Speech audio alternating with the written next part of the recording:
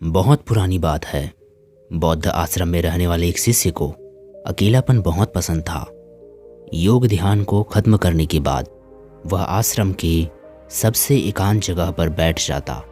वह बैठा बैठा आसपास की चीज़ों का निरीक्षण करता रहता या फिर किसी चीज़ पर विचार करता रहता। जब वह अकेला होता तब वह सबसे ज़्यादा खुश होता था। चाहे वो आश्रम के काम करने के बाद कितना भी थक जाए, लेकिन जब वह खुद के लिए कुछ वक्त बिताता तो उसकी पूरी थकान खत्म हो जाती थी। जब भी उसे किसी बात को लेकर उलझन होती थी तब भी वो किसी एकांत जगह पर जाकर बैठ जाता और वह ध्यान से उस समस्या पर विचार करता और कुछ समय पश्चात उसका दिमाग शांत और स्पष्ट हो जाता। संक्षिप्त में कहे तो एकांत ही उसका सबसे अच्छा मित्र था। लेकिन उसका यूं अकेले अकेले रहना आश्रम के दूसरे बच्चों को बिल्कुल पसंद नहीं था, क्योंकि आश्रम के दूसरे बच्चों को जब भी मौका मिलता वे साथ में खेलते, मस्ती मजाक करते, गप्पे मारते और एक दूसरे की टांग खींचते रहते थे। लेकिन यह हमेशा ही एकांत की तरफ भागता। इसके केवल एक दो ही गिने चुने मित्र थे जिससे आश्रम के दूसरे बच्चे इसका मजाक बनाते थे। इसे तरह तरह के नामों से पुकारते, इसे घमंडी और सनकीतक कह देते। हालांकि यह दूसरे बच्चों की बातों पर ध्यान नहीं देता था, लेकिन फिर भी कभी कभी दूसरे बच्चों की बातों और हरकतों से इसे दुख पहुंचता था। एक दिन ऐसे ही वह दुखी मन से अपने गुरु के पास पहुंचा और गुरु को सारी बात बताई और गुरु से अपने एकांत में रहने से कितना प्रेम है ये भी बताया और उसे दूसरे बच्चों की आदत की वजह से बहुत परेशानी होती है ये भी बताया। गुरु बहुत बड़े आत्मज्ञानी व्यक्ति थे। उन्होंने शिष्य की पूरी बात बड़े ध्यान से सुनी और फिर कहा कि बेटे, इसमें उदास होने वाली कौन सी बात है। महान सफलताएं अकेलेपन से ही शुरू होती है। अपने अकेलेपन को नकारात्मक मत समझो, बल्कि उसे एकांत समझकर खुद को जानने का प्रयास करो। तुम्हें एकांत पसंद है, इसका मतलब ये है कि तुम्हारा वास्तविक वजूद तुमसे मिलना चाहता है, इसलिए अपने एकांतपन का सम्मान करो। गुरु ने आगे कहा, मैं तुम्हें आज 8 ऐसी खूबियों के बारे में बताता हूँ जो अकेले रहने वाले लोगों में पाई जाती है और उन्हें दूसरों से अलग बनाती है। गुरु ने कहना शुरू किया, पहली खूबी जो एकांत में रहने वाले लोगों में पाई जाती है वो ये है कि ऐसे लोग दूसरों की तुलना में खुद के प्रति ज़्यादा जागरूक होते हैं। वे खुद के आचरण व स्वभाव के बारे में ज़्यादा गहराई से जानते हैं। ऐसा इसलिए होता है क्योंकि जब हम अकेले रहते हैं तो हमें खुद के बारे में जानने का, सोचने का काफ़ी समय मिल जाता है, जिससे हम खुद के व्यवहार अच्छे से समझ पाते हैं। एकांत में रहने वाले लोग खुद की कमजोरी और ताकत को भी अच्छे से जान पाते हैं, जिससे वे दूसरे लोगों की तुलना में किसी खराब परिस्थिति का सामना बहुत अच्छे से कर पाते हैं। एकांत में रहने वाले लोगों की दूसरी खूबी ये है कि इनका व्यक्तित्व सबसे अलग, सबसे हटकर होता है। ऐसे लोग जो ज़्यादातर दूसरे लोगों के साथ में रहते हैं या अकेले नहीं रह पाते, वे कितना भी कोशिश कर लें, जाने अनजाने में ही सही, लेकिन दूसरों के व्यक्तित्व का कुछ हिस्सा उनके अंदर आ ही जाता है, जिससे उनके व्यक्तित्व में वह अनूठापन एवं निरालापन नहीं आ पाता है।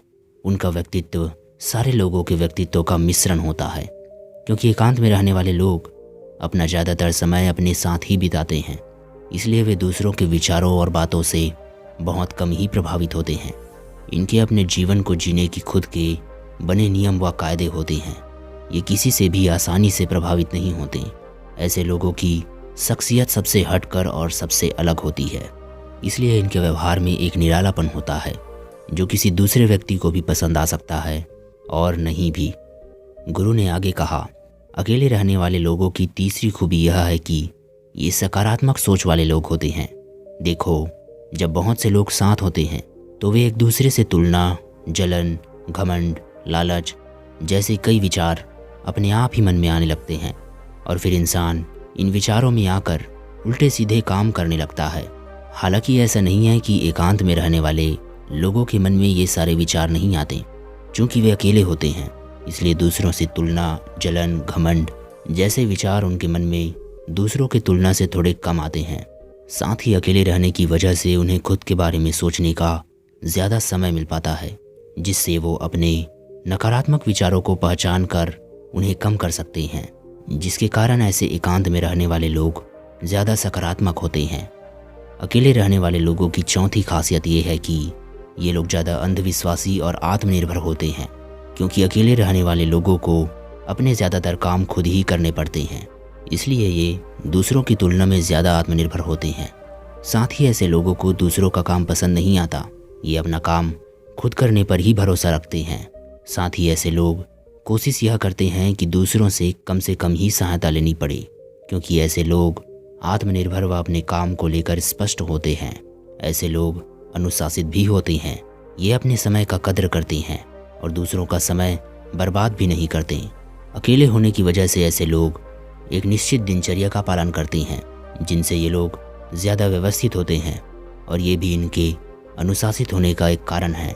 गुरु ने कहा, अकेले रहने वाले लोगों की पांचवी खासियत ये है कि ये लोग किसी भी चीज़ के बारे में बड़े ही गहराई से सोचते हैं।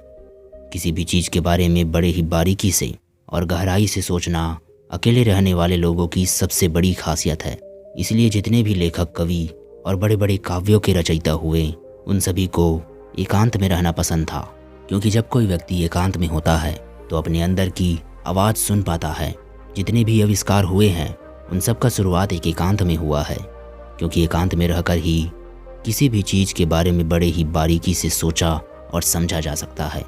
छठी खासियत, अकेले रहने वाले लोग बहुत ही कलात्मक होते हैं, क्योंकि अकेले रहने वाले व्यक्ति किसी चीज़ के बारे में बहुत ही गहराई से सोच सकते हैं, इसलिए ऐसे लोग बहुत ही कलात्मक होते हैं। साथ ही अकेले रहने की वजह से इनके पास बहुत ही ज़्यादा समय होता है और ये ज़्यादा देर तक अपने काम में ध्यान केंद्रित करने में सक्षम होते हैं। इसलिए इन लोगों की जिस काम में भी रुचि होती है, वे लोग उस काम में बहुत आगे जा सकते हैं, क्योंकि इनके आसपास इनके ध्यान को बांटने वाला कोई नहीं होता। इसीलिए ये जब तक चाहें अपने काम में व्यस्त रह सकते हैं, अपने काम में खोए रह सकते हैं। और यही कारण है कि ऐसे लोग बहुत ही रचनात्मक और कलात्मक होते हैं। दुनिया में जितने भी महान और उन्नति करने वाले लोग हैं, उनमें से ज़्यादातर लोग ऐसे हैं जो एकांत में रहना पसंद करते हैं, क्योंकि एकांत ही सृजन का स्रोत है, एकांत में उन्नति है, एकांत में ध्यान है।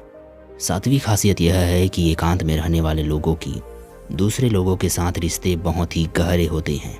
हालांकि अकेले रहने वाले लोग ज़्यादा लोगों से अपना संबंध नहीं बनाते, लेकिन ये जितने भी लोगों से संबंध बनाते हैं सच्चे दिल से बनाते हैं। ऐसे लोगों के बहुत ही कम दोस्त होते हैं, लेकिन जितने भी होते हैं ये उनसे अपनी दोस्ती पूरी ईमानदारी से करते हैं। अक्सर लोगों को लगता है कि एकांत में रहने वाले लोग बहुत ही कम बात करते हैं, लेकिन उनसे पूछिए जो इनसे दिल से जुड़े होते हैं कि वो इनसे कितनी बातें करते हैं। ऐसे लोग जिन्हें ये अपना मान लेते हैं, उनके सामने ये पूरे दिल की बात रख देते हैं। अकेले रहने वाले लोग बहुत कम लोगों के साथ संबंध तो रखते हैं, लेकिन ज़रूरत पड़ने पर ये उनकी पूरी मदद करने के लिए भी तैयार रहते हैं। आठवीं खासियत, अकेले रहने वाले लोग मानसिक तौर पर और भावनात्मक मजबूत होते हैं, क्योंकि उन्हें ये पता होता है क्योंकि अगर आज कोई समस्या उन पर आती है तो उन्हें अकेले ही उन समस्या से निपटना पड़ेगा। ऐसा बार बार करने से उनके अंदर आत्मविश्वास बढ़ता है और आत्मविश्वास और आत्मसम्मान के बढ़ने से वे मानसिक और भावनात्मक रूप से मजबूत होते चले जाते हैं और वे ये मानने लगते हैं कि ऐसी कोई भी समस्या नहीं है जिसे वे अपनी इच्छा शक्ति के दम पर हरा ना सकें, और यही एक सोच उन्हें दूसरों से अलग बनाती है। इतना कहकर गुरु चुप हो गए तो शिष्य ने कहा, गुरुजी, आपकी सारी बात तो ठीक है, लेकिन ये कब कहा जा सकता है कि अकेलापन एक वरदान है? यह सुन गुरु ने कहा कि अकेलापन हमेशा से ही वरदान रहा है। अगर हम समस्या को पूरी सकारात्मकता के साथ प्रयोग कर पाएं तो हम दुनिया के लोगों के साथ होते हैं, भीड़ का हिस्सा होते हैं। लेकिन जब हम अकेले होते हैं तब हम खुद के साथ होते हैं, और जब हम खुद के साथ होते हैं तभी हम अपने समय का सदुपयोग, खुद का आकलन, खुद के शौक सभी पर ध्यान दे सकते हैं और अपनी कमजोरियों पर भी काबू पा सकते हैं। और ऐसा कह सकते हैं कि सच में अच्छे की राह और इंसानियत की मंजिल पा सकते हैं। गुरु के मुंह से ऐसी बात सुनकर शिष्य के मन में अपने एकांत में रहने की आदत को लेकर कोई मलाल, कोई संदेह नहीं रहा, बल्कि उसे अपने इस आदत पर गर्व महसूस हो रहा था। इस जानकारी के लिए उसने अपने गुरु का धन्यवाद किया और वहाँ से चला गया। दोस्तों, ये कहानी आपको कैसे लगी हमें कमेंट में लिखकर ज़रूर बताइएगा। धन्यवाद।